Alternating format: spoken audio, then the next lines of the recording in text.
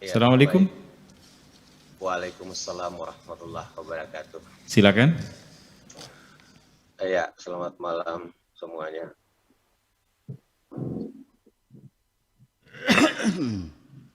Ya, baik. Assalamualaikum warahmatullahi wabarakatuh. Waalaikumsalam warahmatullahi wabarakatuh.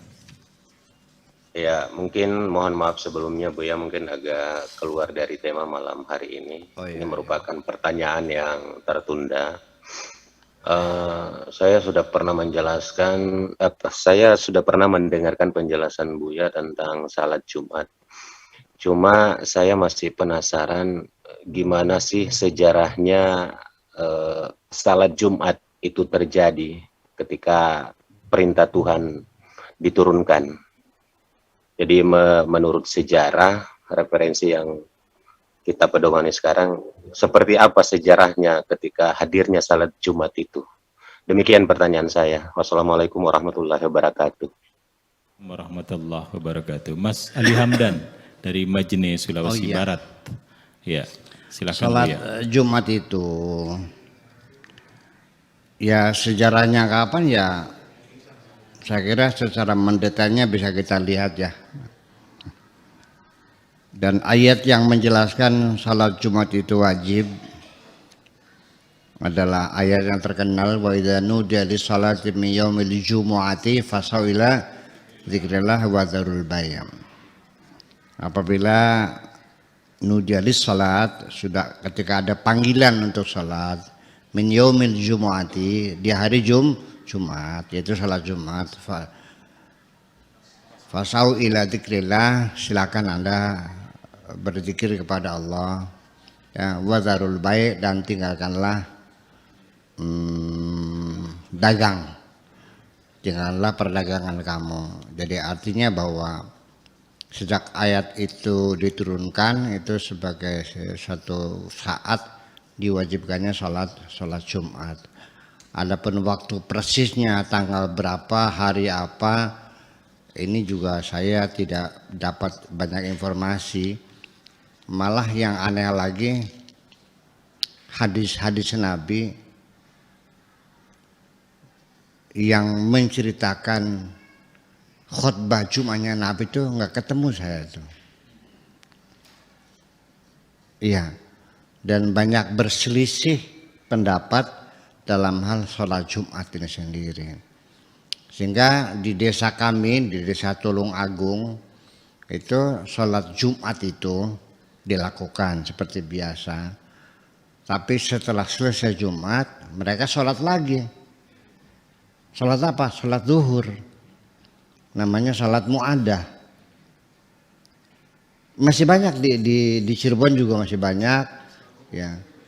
Jadi artinya pemahamannya bahwa yang wajib itu sholat zuhur, bukan sholat Jumat. Jadi kalau kita melakukan sholat Jumat, berarti ya zuhurnya juga tetap tidak ditinggalkan, ya sholat zuhur juga. Nah, kebanyakan itu melihat bahwa dengan kewajiban sholat Jumat berarti menggantikan sholat zuhur dengan alasan sholat Jumat 2 rakaat, tetapi ada khutbahnya 2 khutbah, khutbah ula sama khutbah tsaniyah, khutbah pertama, khutbah kedua, tambah 2 rakaat. Berarti itu sholat zuhur menggantikan sholat Jumat menggantikan sholat zuhur. Jadi kalau hari Jumat yang wajib bukan sholat Jumat tapi sholat zuhur. Sholat Jumatnya, sholat zuhurnya tidak usah dilakukan. Kebanyakan begitu kan. Tapi sebagian ada lagi yang mengatakan sekalipun sholat Jumat zuhurnya tidak hilang. Jadi beginilah. Saya nyuruh pembantu suruh ngambil sendok. Ketika dia ngambil sendok, saya perintah lagi, garpu. Kasana garpu. Confuse pembantu ini. Sendoknya ditinggal, diganti garpu. Karena majikan saya nyuruh ngambil sendok, tapi menyusul kemudian suruh ngambil garpu, berarti sendoknya tidak diambil. Mungkin terjadi begitu enggak? Mungkin. Yang kedua, dua-duanya dibawa. Sendoknya dibawa, garpunya dibawa. Nih sendoknya, nih garpunya. Bener enggak? Itu jadi persoalan. Iya. Saya mencoba kepada para imamnya, kepada DKM-nya, lumrahnya umumnya kebanyakan di mana-mana sholat duhur itu menggantikan sholat Jumat itu menggantikan sholat zuhur. Ada lagi pendapat yang lemah, tapi katanya pendapatnya lemah bahwa Jumat itu tidak wajib. Artinya boleh dilakukan dan boleh tidak. Sampai syarat rukunnya pun berbeda. Kalau Imam Syafi'i sholat Jumat itu dilakukan sesuai dengan quorumnya. Quorumnya itu adalah 40 orang. Yang persyaratannya adalah baligh, ya kan begitu. Kemudian muatin, laki-laki sudah baligh dan juga penduduk setempat. Kalau tamu dari luar tidak wajib, dari Jakarta nggak wajib sholat Jumat, wajibnya zuhur. Nah, saya sendiri melihat bahwa sholat Jumat ini sebetulnya rapat mingguan sebetulnya. Ya, kalau sholat 5 waktu mah itu pertemuan rutin sehari 5 kali antara RT dan RW, itu sehari 5 kali untuk membangun, karena dulu belum ada HP sih. Komunikasi yang dibangun pada zaman dahulu kala belum ada HP, belum ada telepon, yaitu pertemuan secara fisik, ketemu orangnya. Nah makanya umat Islam itu paling sulit ya menyebarkan gosip itu di masyarakat Islam paling sulit. Kenapa? Karena mereka berkomunikasi secara intensif sehari 5 kali dan seminggu sekali hari Jumat rapat mingguan.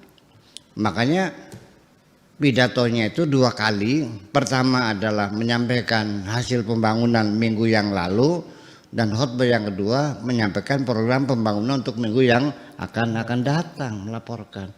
Makanya itu rapat mingguan. Makanya anak-anak nggak usah ikut, perempuan nggak usah ikut, tamu yang di luar juga nggak usah ikut. Yang perlu adalah penduduk setempat.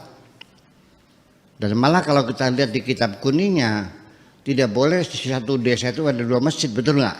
Ayo ngomong, jelas betul nggak? Iya, karena nggak boleh ada rapat di satu desa 2 tempat rapat, gimana lagi? Karena tujuan Jumat itu adalah untuk rapat mingguan, mempersamakan persepsi dengan masyarakat sekitarnya. Saya kira begitu aja persoalannya.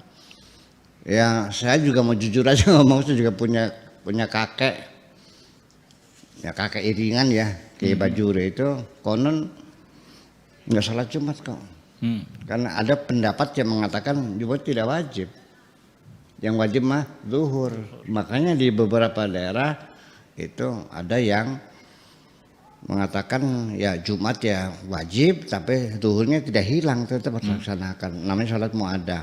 Nah, tetapi sholat mu'adah itu adalah syariat secara fikihnya itu dilakukan apabila masyarakat di kampung itu belum mencapai quorum, kurang dari 40 orang, hanya 30, tetap ingin Jumatan juga boleh silakan, tetapi setelah selesai Jumat sholat zuhur karena sholat Jumatnya tidak mencapai quorum.